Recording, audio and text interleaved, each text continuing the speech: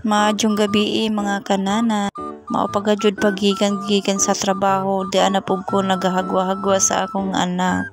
Lami kayo kay makawa man gajud sa kakapoy.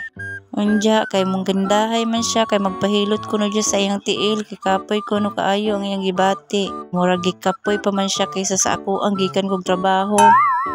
Mauga jud ni ang pangindahay sa ako ang mga kananay ba.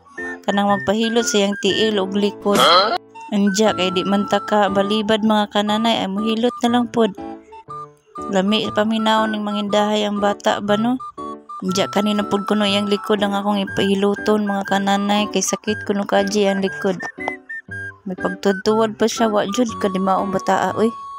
Kani kay maura man iyang pangindahay sa kuha buhaton na lang nato ang iyang gusto mga kananay.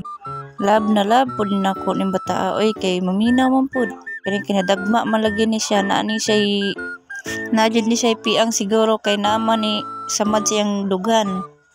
Unja kung pangatanon kay mo ana man di daw kuno wa kuno siya nagkadagma. Unja kay di man madikayan ni sa mga bata lagi na may ngunaan ni aw sige lang good eh.